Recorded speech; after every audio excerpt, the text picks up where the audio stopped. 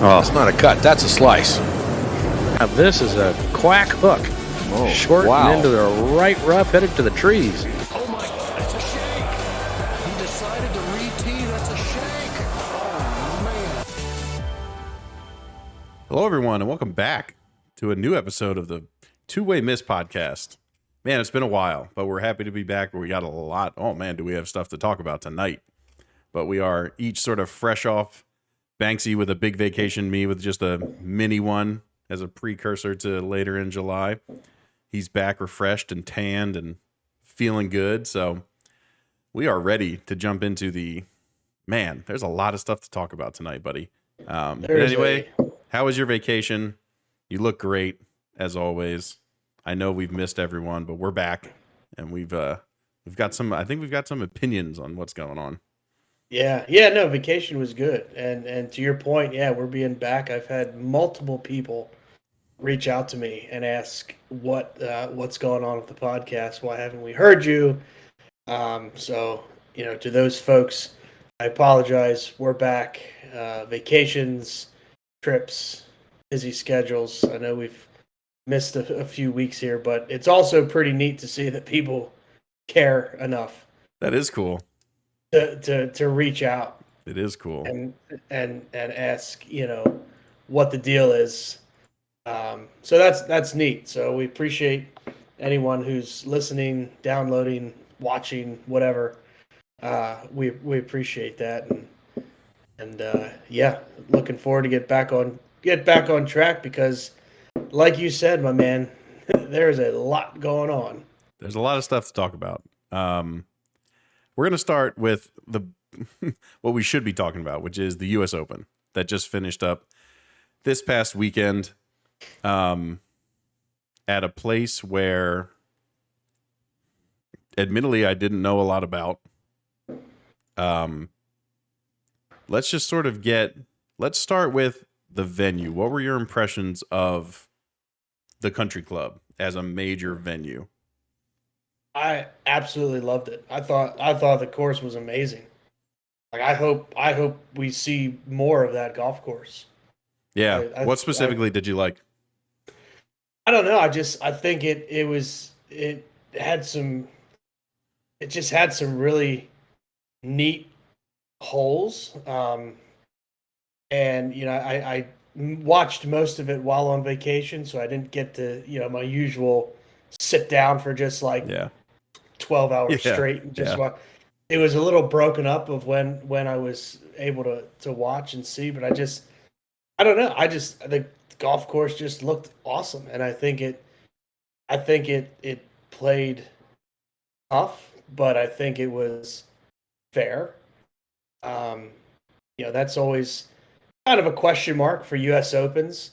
There's been times in the past where you're looking at it, you look at the course and you're like, was that really, a fair pin placement, or was that a fair way to set up the golf course? I think they set up the golf course extremely fair, and it just visually looked awesome on TV. It's funny too. The only thing that's crazy to me is I saw some of these guys hit some horrible tee shots, like way left, way right, into the grandstands, into the woods, and somehow their drops always seem to come out to oh, look at that. Like I just hit the ball 50 yards left, and somehow my drop put me with a clear shot to the hole. Right. That's amazing. It was funny that I agree with you. I think it showed great on TV. I was really happy with the setup. I thought it rewarded guys playing well, and it didn't, outside of maybe Friday, where a lot of no-name guys kind of shot up the leaderboard. It rained the night before, the greens got soft. That's what's going to happen. But over the weekend especially, I thought that it allowed the cream to rise to the top, and for the guys playing well and hitting the proper shots to be rewarded with birdie chances. And if you weren't putting it in the right place, a double was not out of the question on a lot of those holes. Yeah. Maybe just from putting a drive 10 yards to the right. It seemed like you were almost better putting it 50 yards right or left than you were 5 yards. Right. Just miss big. Just hit it. Yeah. Hit it in the grandstands and get Way right. Yeah, right. You know, I was a little disappointed with the coverage on Sunday. You know, you had a large cluster of guys that were in the mix. Mm-hmm. And I know some of them had their ups and downs throughout the round, but I thought there was periods of time where we barely saw Rory.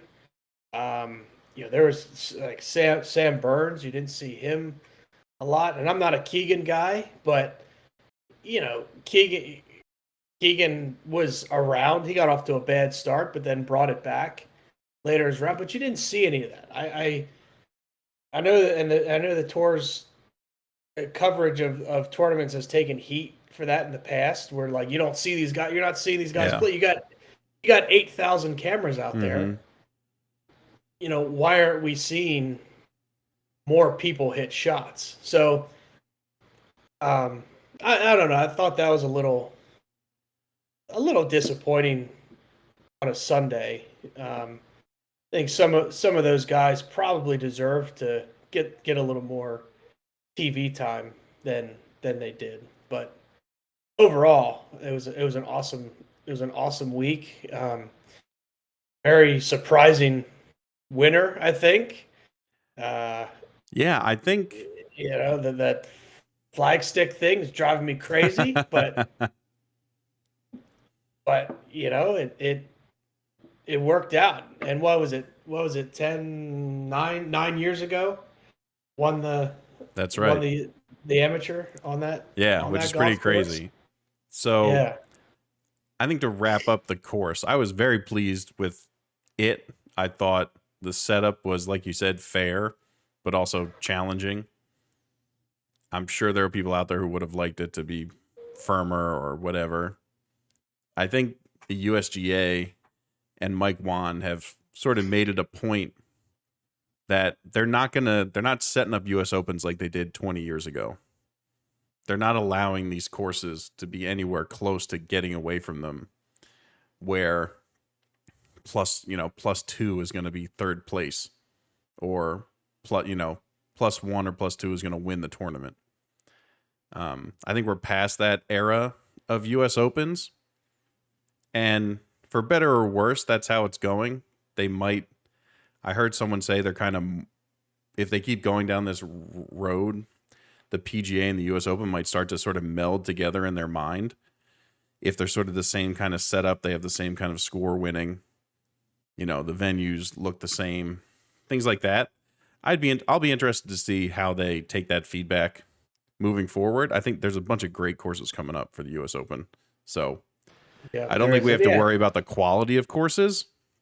Mm-hmm. It'll be more around how they decide to set it up. But I was certainly pleased with how the final round went. I was happy that it came down to guys hitting shots and not just the course sort of eating them alive and them having to, limp to the finish line. I was really happy that we were able to see guys go out there and have a chance to make up a shot or two here or there, or conversely lose a shot or two and come back to whoever might have been right behind them. So I think overall, I was very, very happy with the course and the setup and how it played out. And, to the winner, if nobody knows, Matt Fitzpatrick won the U.S. Open. I think not Matthew. Not Matthew. Right. Matt. He wants to be called Matt. Yep. He's a big boy. I think it's surprising for a lot of people who probably don't watch a ton of golf. They're probably like, who is this kid who looks like he's 12 years old from England? He has braces. He chips cross-handed. He putts with the flag in. I feel like he's had braces for like 9 years. He might have. It's but yeah, cross-handed chipping, and I think he chips at the heel. Like he lines his ball up Does on he? the heel of his wedge, but Huh. I didn't you know, notice that part. yeah, or at least he used to. I don't know if he does anymore. Yeah. But yeah, go ahead. Finish your rundown of. I mean, a lot of people who don't watch golf all the time might be pretty surprised to see him up there, but his string of major finishes over the past year or two has been trending upwards. And I think a lot of people, when you sort of read into it, read some articles coming out, listen to some podcasts that have been coming out, he's been really working on his game, and he's driving the ball like 30 yards farther than he ever has. He obviously has had some chipping issues, which is why he goes cross-handed. He does a lot of weird things that just to make him feel comfortable on the golf course. But when it comes down to it, when courses get harder, this guy steps up and is one of those players like our boy Willie, who we'll talk about, who just keep rising to the top of these fields, because when the courses and the conditions get harder, they have all the shots in their bag. They have the ball striking to score in those instances. And that's what we saw. And I thought it was great. I thought he had all the shots that the tournament asked him to. I thought coming down to the wire, that shot, again, I've heard, it's funny, I've heard some people say this a few ways. That shot out of the sand isn't hard if it's not the 72nd hole of the US Open. And if you're short, you're buried in a bunker on that front lip of that bunker. And if you're long, it's an impossible chip shot down the hill to try and get it to stop before it rolls into that bunker. So given the context, is obviously a very difficult shot. But if you would take all that out of play, an 8-iron from the sand, from a fairway bunker for these guys isn't too difficult. For me, it's obviously impossible. But he still stepped up and hit the shot, man. And gave himself a chance to win it outright, but to also put all the pressure on Zalatoris, which is all you can do in that situation. You hit you hit your 3-wood left. You ended up in a spot you didn't want to, but you got your up and down and put the pressure on your opponent to hit a really big putt. So I think it was cool to read into sort of his journey that he's been on with his swing and trying to get some distance back so he can hang around with golf courses nowadays. Obviously, he's had his issues. If you're chipping cross-handed, you've had some problems in the past. If you're putting with the flagstick in, you're doing it for a reason. So I think when you looked into it more, I was pleased that he was able to pull it off. We'll obviously get to Willie here in a minute, but what did you think about him, down the stretch or throughout the whole tournament? What did you think of his tournament overall and him coming out the winner? Yeah, like you said, he just hit the shots. There was a long stretch of holes where he didn't miss a shot. Yeah. He did what he needed to do. I mean, he hit a bomb of a putt on one of the holes, 13 maybe. So a little bit of, when things are going your way, stuff like that happens, and when you consistently hit good shots, like you're going to get rewarded every once in a while with a huge putt like that. Mm-hmm. And then 18. These guys are pros. It's a difficult shot. I don't know. I haven't heard the comments you're referring to or what you heard. I mean, I don't want to downplay it. They practice those shots thousands and thousands of times, but yeah, in the context of pulling it off in a major, and though it's funny, some of those shot tracers make the shot look so much worse than it is. I know. Like I thought that was over in the and it was in the bunker, and thankfully had a good lie, didn't have to worry about the lip or whatever, and he pulled it off, and he got some of those other guys that were chasing. I mean, Justin Thomas really fell off the map. Rory just was kind of hanging. He's doing Rory things. Is just doing Rory things. Yeah, like Rom obviously didn't have his best stuff, but that dude just fights and fights and fights and tries to claw his way back into the tournament. So yeah, and then Willie. I mean, I know we're going to transition into Will, but it was a great finish, and kudos to Matthew Fitzpatrick, because you're right. Not a lot of us know who he is, but he's actually been on tour for like almost 10 years, you Yep. know, and yeah, he's that's his first U.S. That's right. win. He's got a decent amount of European tour wins, but yes, this is his first U.S. win. I think he lives down in Florida somewhere, so he lives here. Yeah. Yeah, good for him. Good for him. Yeah, so let's talk about our boy Willie. This one's going to hurt for a little while, I think, for Mr. Zalatoris. Again, he just keeps proving that when conditions get tougher or a course requires you to hit shots that just aren't a mile in the air and can stop on a dime, that he has this innate skill to hit these shots under pressure. I mean, he stepped up on 18 and hit driver perfectly. Like right down the middle, crushed it. It's going to happen for him. One of these times he's going to figure it out, and everything's going to break his way. He keeps just being on the other side of history for a little bit. This is probably the one that's going to hurt for a while. I know he was in the playoff at the PGA, but Justin just came out and just played better than him. Yeah. This one with that putt, I mean, I thought it was in. It looked good. I could not believe that it stayed left. Yeah. I first thought when he hit it, I said that's not high enough. Based on how Fitzpatrick's had moved, I didn't think he had put it high enough. And sure enough, it just stayed there and ended up not turning as much. Yeah. And man, it's just this one's gonna hurt for a while.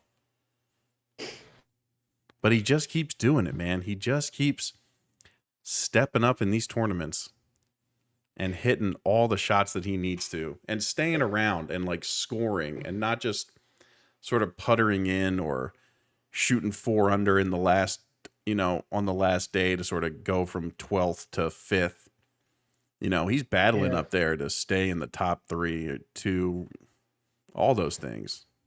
So does that putting style stay with him? Like, is that what's is he gonna? I think again, he's not a bad putter. It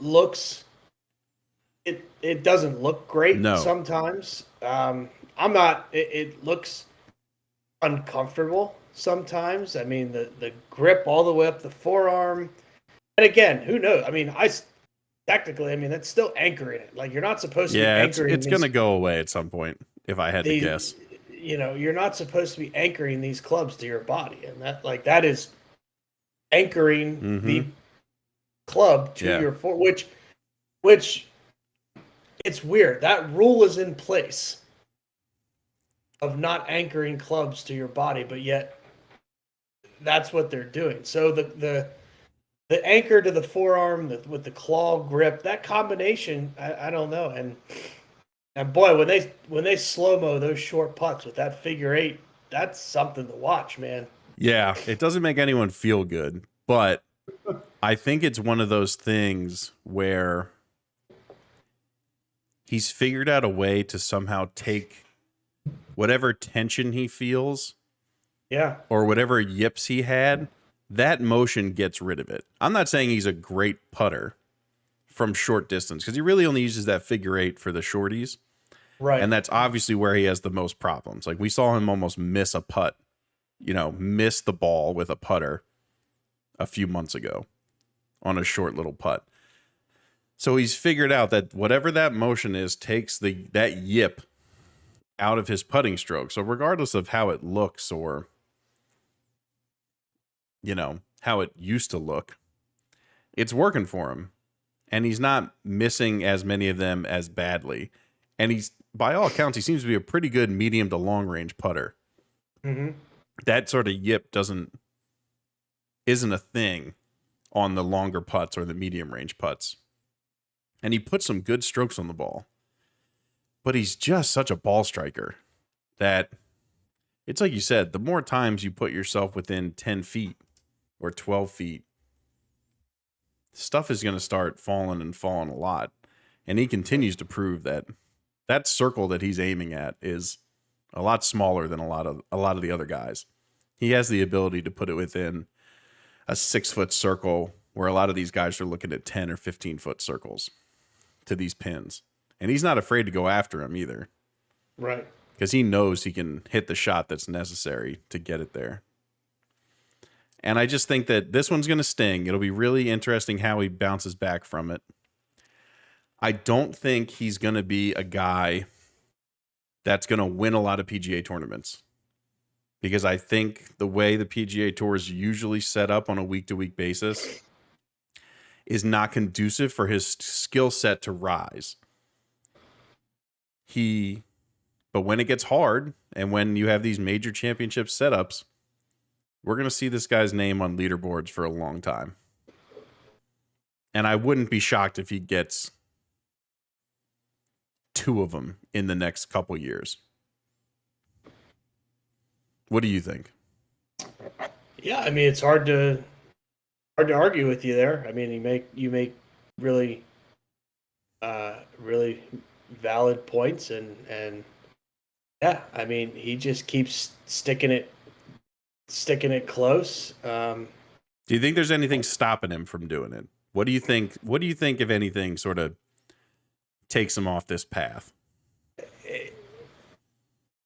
It's just the pressure of getting it done. Yeah. I mean, I think that's, Xander Schauffele comes to mind.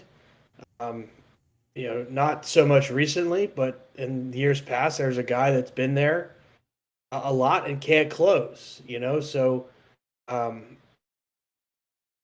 think it's just getting over that hump of closing one of these tournaments out and, making that putt to win the golf tournament, or making that putt to get, in a playoff.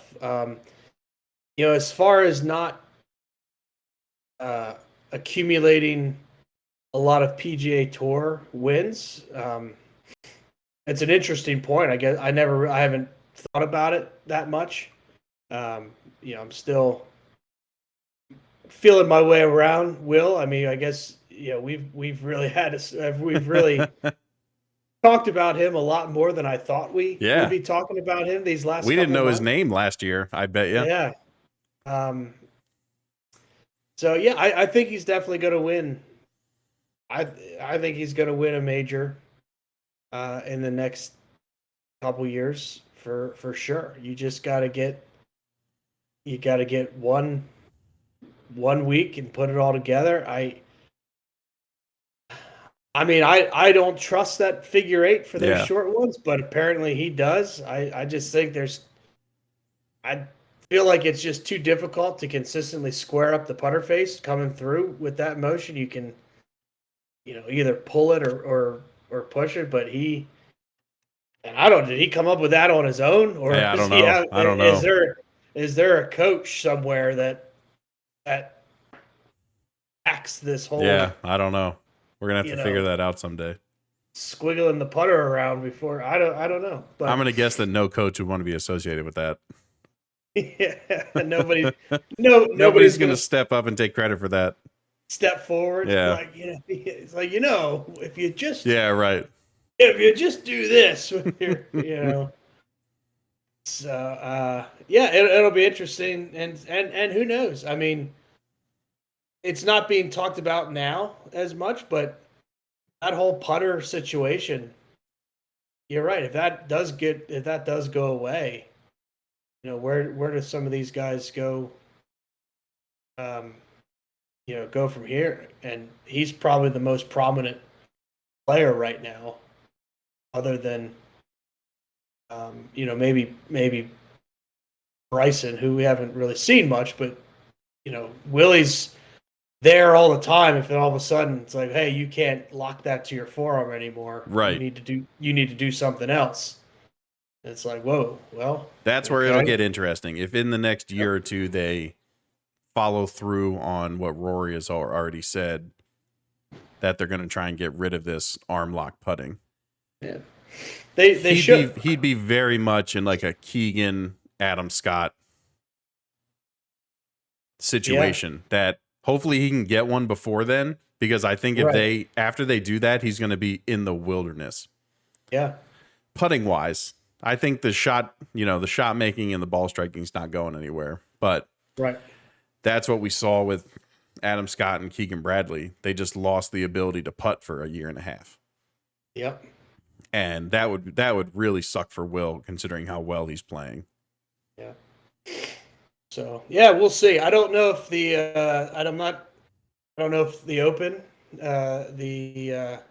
Open Championship, British Open, is going to be his first major win. So we're probably looking into next year. Yeah.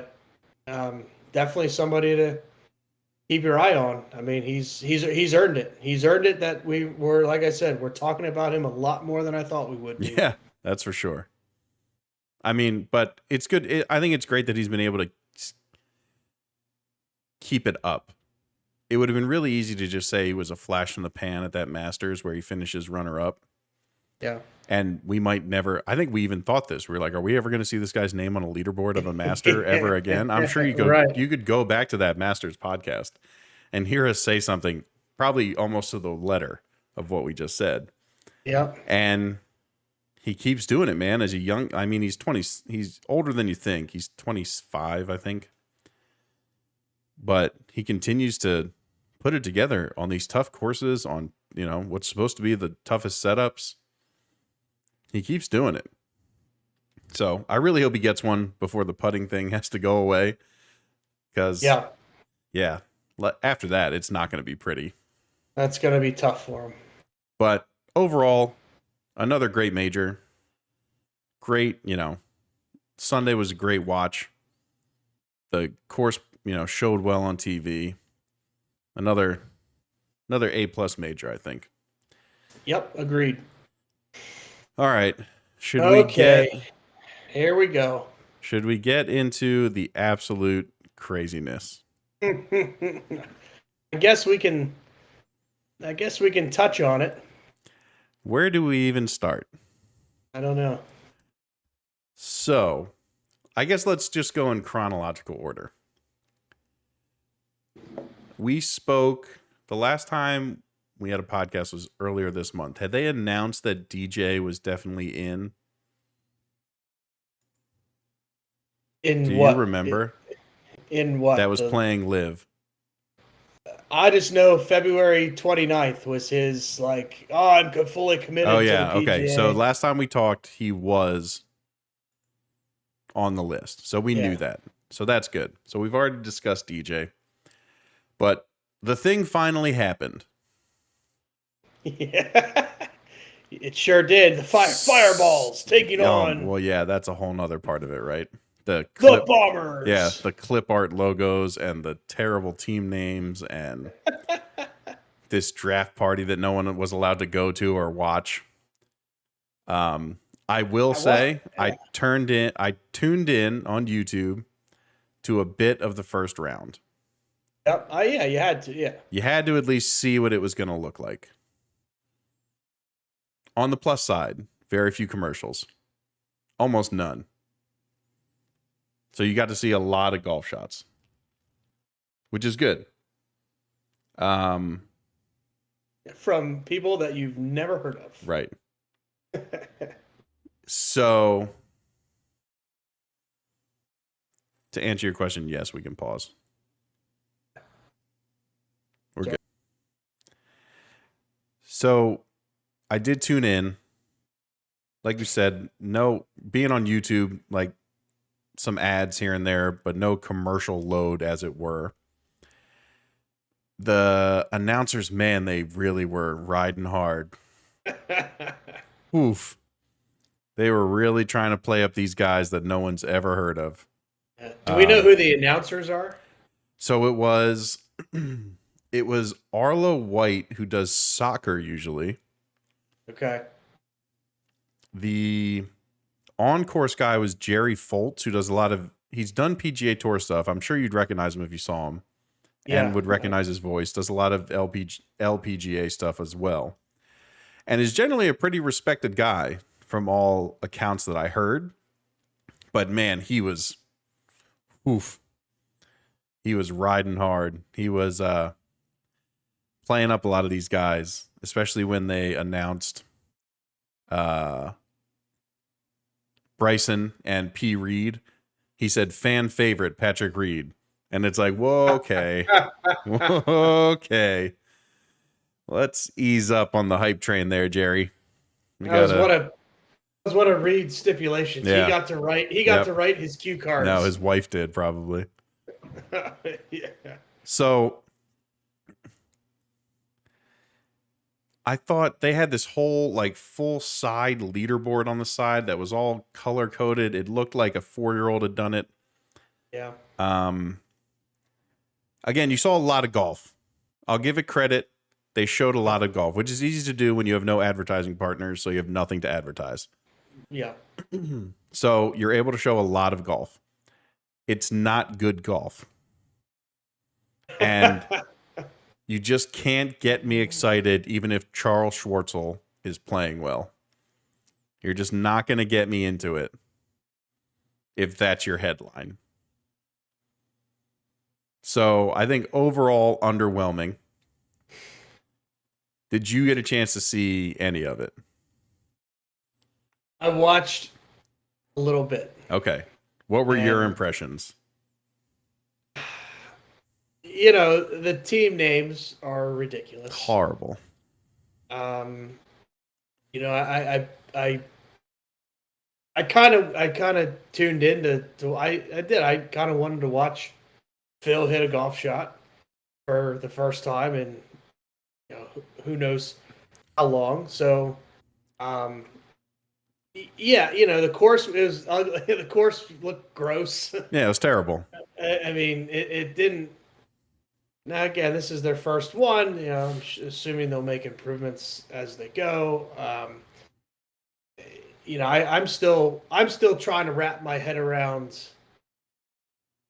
everything that this entails for the players, because you hear these astronomical numbers that these guys are getting, and it's, you know, is that, I mean, what is that? Is that just a lump sum? Are they getting like one single check for $200 million? I feel like it's contract over a certain amount of years is what we're starting to hear, is that this is not just a one and done contract.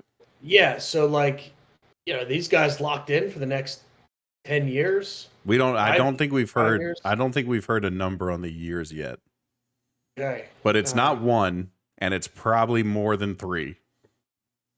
You know, are they expected to? I mean, are they expected to be in every single event? Which,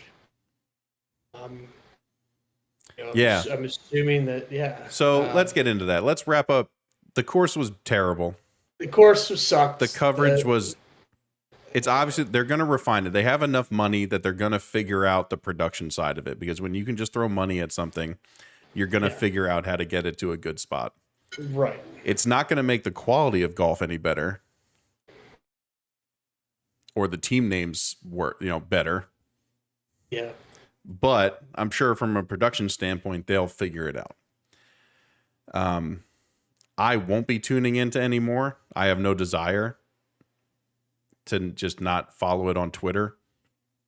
I don't, I have no reason to tune in. Yeah.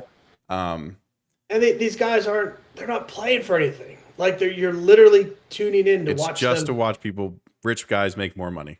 Yeah, it's to watch them, and it turns me off. It turns me off a little bit. Like, you're playing golf for 3 days with no cut, making millions of dollars. Like, wow, that's a joke. Yeah, it is a joke. That's the reason a lot of people aren't going to watch. But let's get into what kind of happened after that. So the tournament happened. The PGA Tour came out and said that anyone who is participating in that tour is not eligible to play on the PGA Tour anymore. A lot of the guys resigned their membership. It didn't matter who did it when. It's just, this is what's happened. Like you've said, I'm sure this will turn into many, many legal battles, which I've heard that in a players meeting that Jay had with players before the major, he said, well, look, the PGA Tour doesn't pay for all those lawyers like you guys do. The PGA Tour is you. You, the players, are getting sued, not. He's like, I'm not getting sued. Yeah. This is not my organization. This is your organization. Which I don't think went over well with a lot of the guys. But it was announced that the PGA Tour would not allow any players participating in the live events to play on the PGA Tour anymore. The US Open came out and said, we don't operate that way. We have a qualifying system, and if you've qualified for the US Open, you are allowed to play. We don't tell people where they should play or how they should play or how they qualify. And I was okay with that decision. I don't think they need to change the way they do things or say that someone can't participate just because they're playing on they're not associated with the PGA Tour. They're not beholden to them.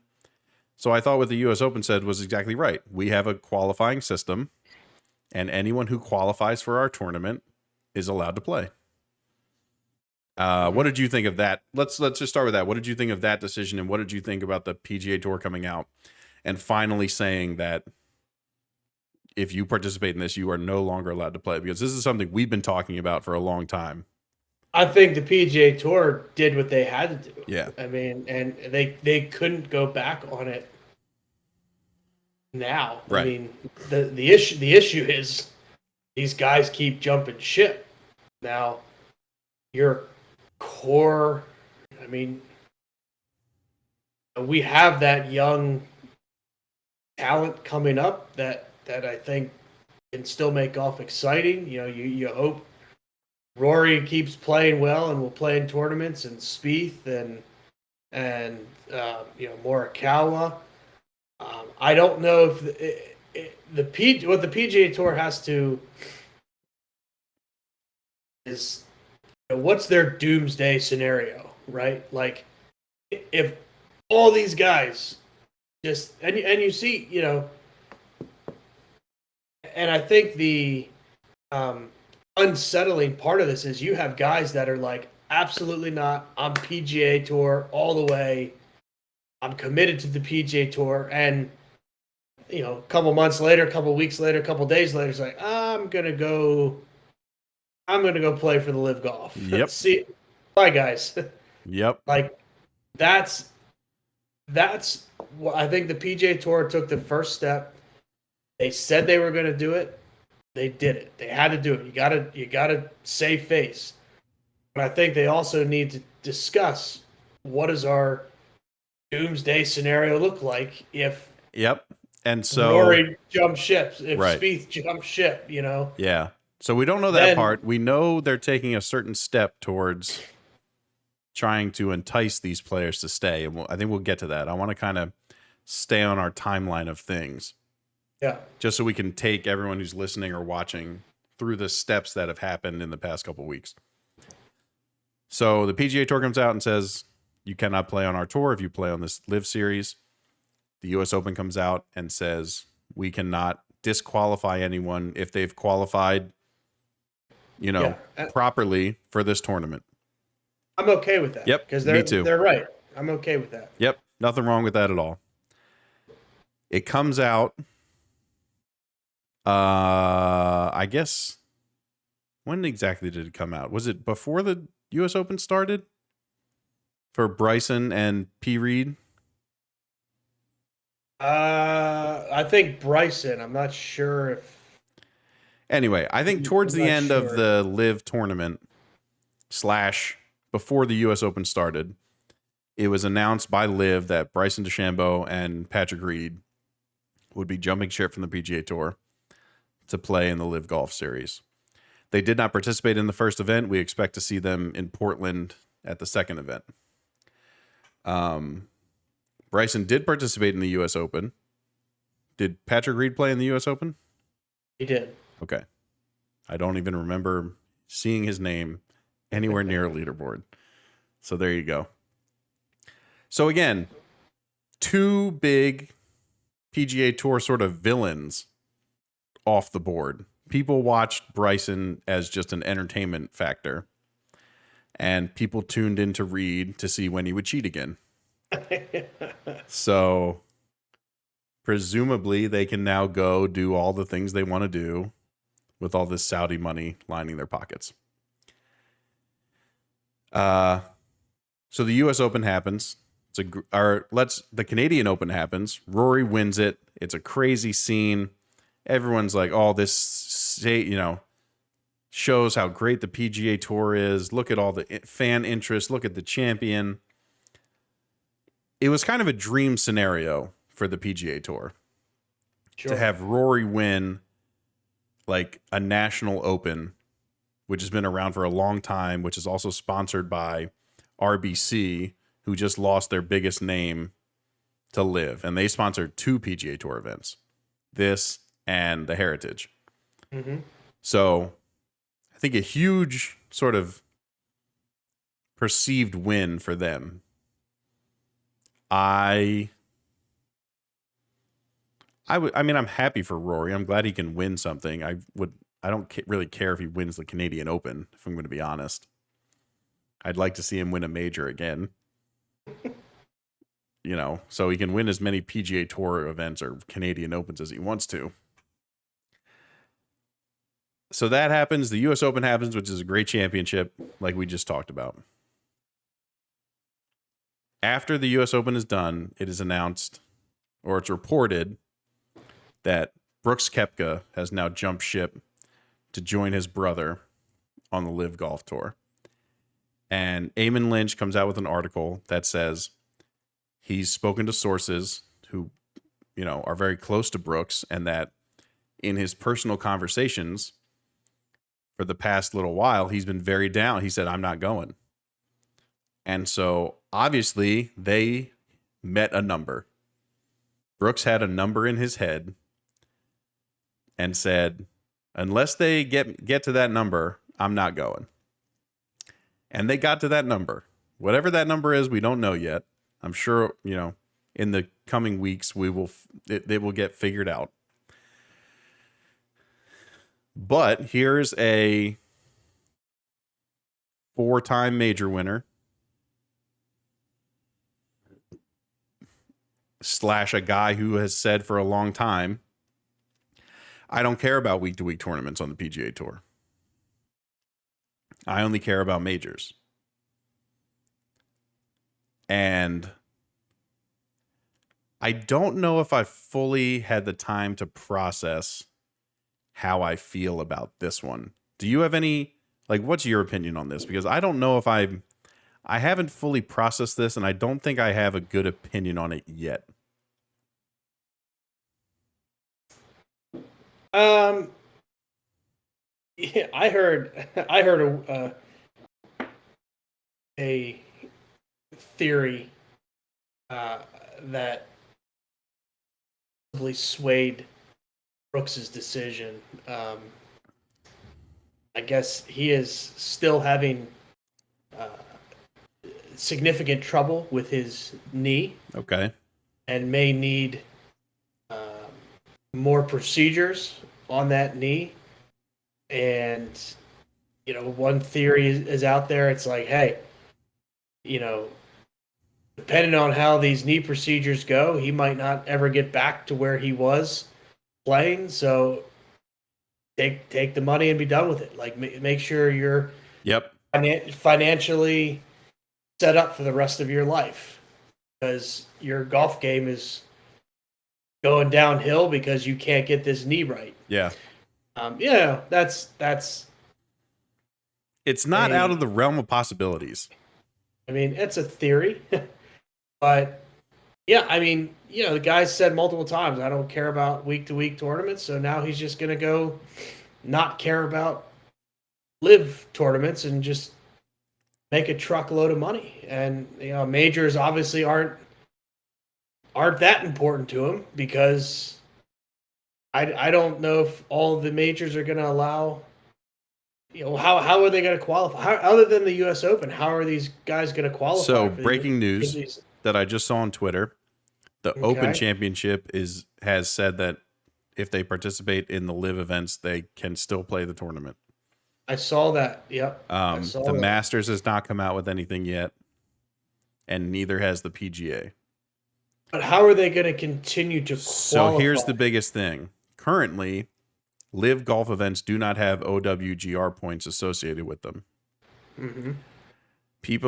There's a lot of speculation about like the Saudis buying the European tour.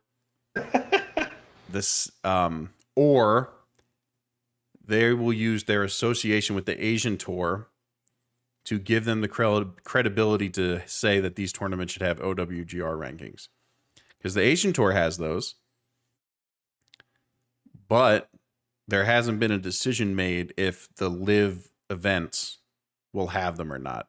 Or if these guys are going to have to go play a bunch of Asian tour events in order to make enough OWGR points to qualify for the majors.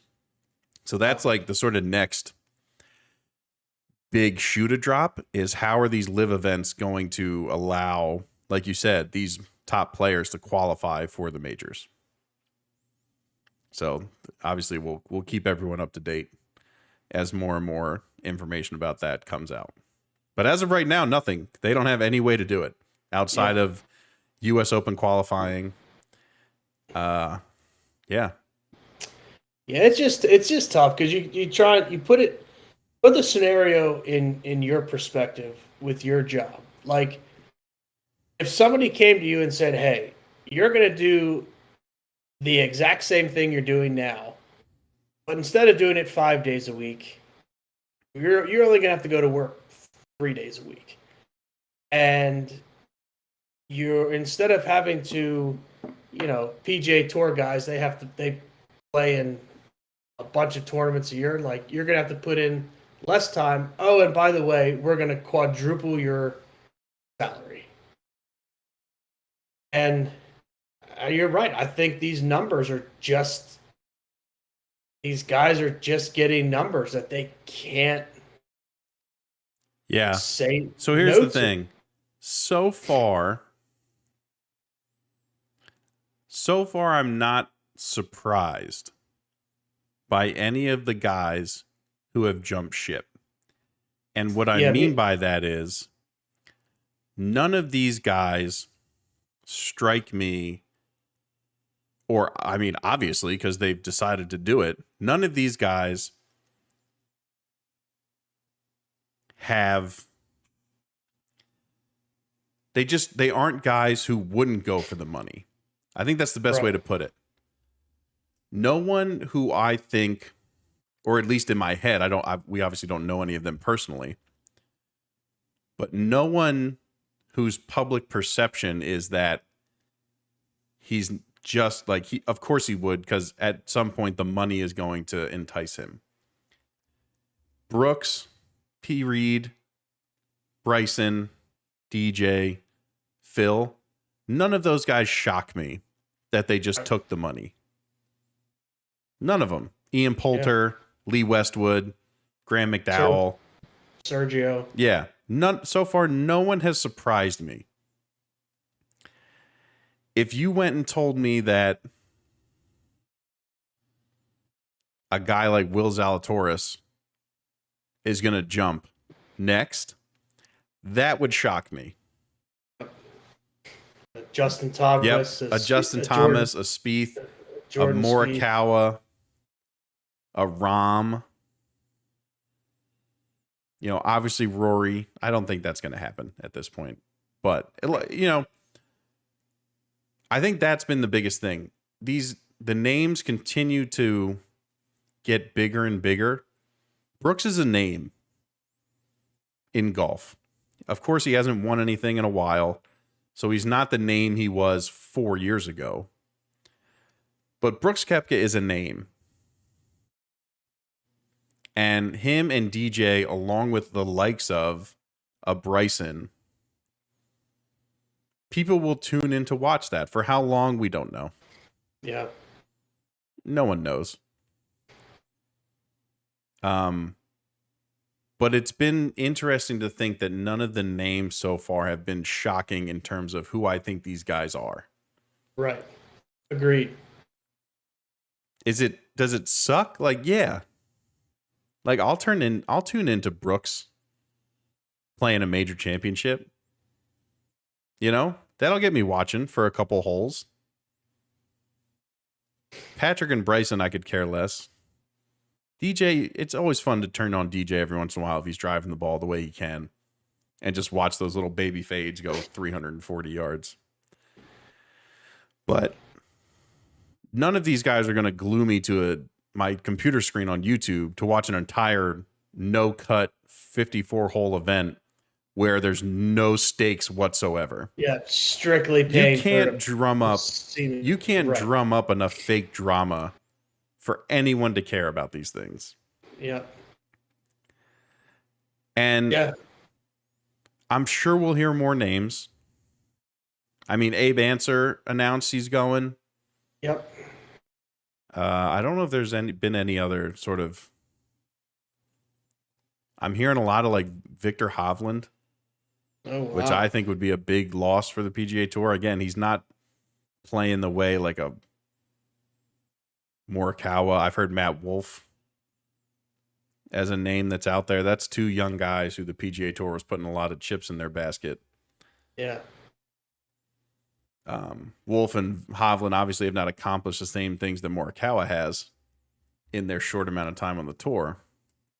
But that would be a pretty big hit for sort of the young group. And then I also heard an interesting point about how LIV is also targeting college golfers with these sort of likeness deals that they can do now that the NCAA now allows.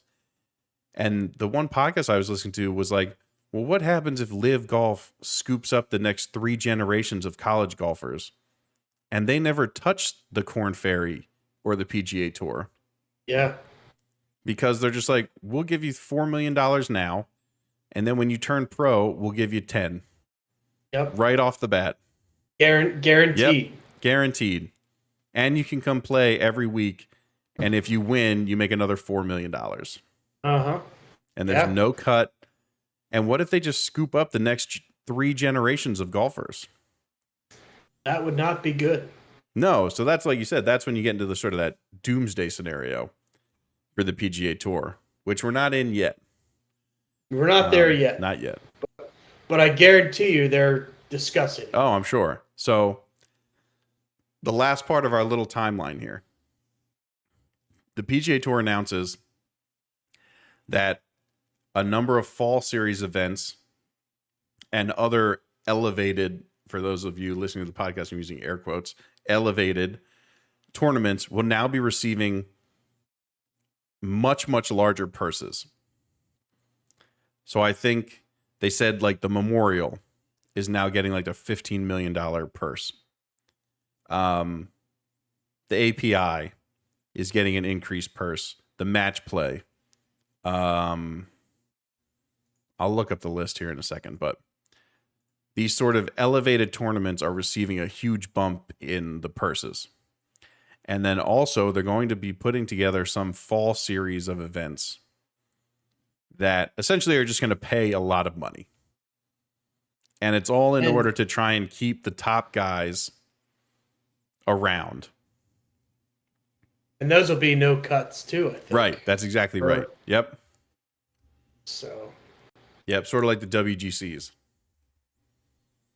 Yeah. So it's obvious. Obviously it's a move to counteract what Liv is doing. Mm-hmm. How much it incentivizes these guys to play in these fall events, who knows? I mean, obviously guys go to the Players, guys go to Arnold's tournament, guys go to Jack's tournament. Guys, not as many guys go to the match play, but some guys do. So they're elevating, they're doing this to tournaments that they know a lot of these guys show up to anyway. But it was a very interesting move, and we'll see where. And some of them also made a good point. They're like, well, all these fall series events, they don't have sponsors.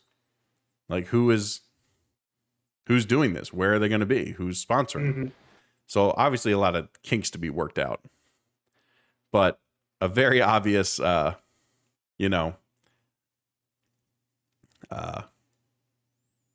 retaliation move, but sort of, we have to do something.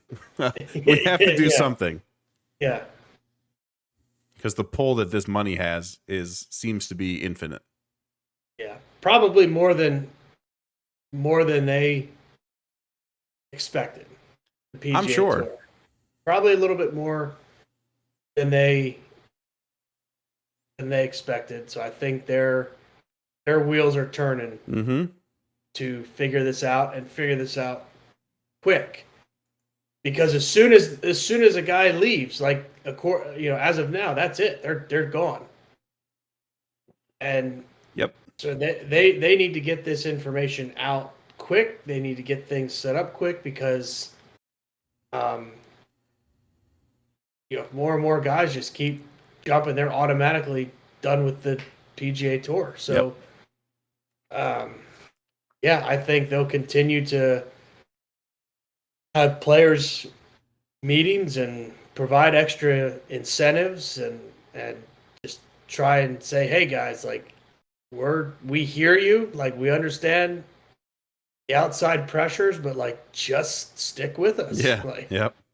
Like we're working on it. And the tournaments matter. Like, I can't believe that hopefully still holds a firm grasp on a lot of guys that, like, these PGA Tour events matter. Yeah. Nothing in live golf matters. No. It's nothing. Like, the PGA Tour matters. Like, you're playing for something. Like, as a competitor, as a professional athlete, like, yeah, the money's great, but there's still got to be something inside you that's like a competitive drive. Yeah. Mm-hmm. That I want to win. Like, I want to have my name on that trophy with Tiger and Arnold and all these other guys. So hopefully that's still instilled in some of these guys that, like, first of all, I'll be fine living off, $3 million a year. Yeah. And if I do win, like, I'm actually winning something. Yeah. It's something that matters. Yeah. I'm going to be curious to see where the Ricky Fowler situation goes. There's another guy, like, played like garbage for 3 years now. Right. Even if they said, Ricky, we'll give you $10 million. You cash in and just go, because again, that's a name. That's a name that has some fan. And again, a top it. 20 finish in a live event is going to pay you more than a top 10 finish in most PGA Tour events. I mean, is he willing to put in the work to try and get back to contending in PGA Tour events, or do you'd be like, listen, I suck at golf right now. I've been out here for over 10 years. I gave it my best shot to win a couple majors, and I wasn't quite good enough. Do I take the payday and Yeah. I can go play shitty golf on the Live Tour? Yeah. I don't know. So it'll be interesting. Yeah. So yeah, it'll keep us busy. It'll give us something to talk to. There's going to be a lot to talk about. I think, in a week from now, they'll be in Portland and we'll have something else to talk about. I'm sure there'll be more names announced before Portland. They seem to be enjoying this sort of slow release pattern. They're not sort of releasing 2 or 3 names at a time. They go 1 at a time, 2 at a time. So I'm sure we'll hear more names as the week progresses.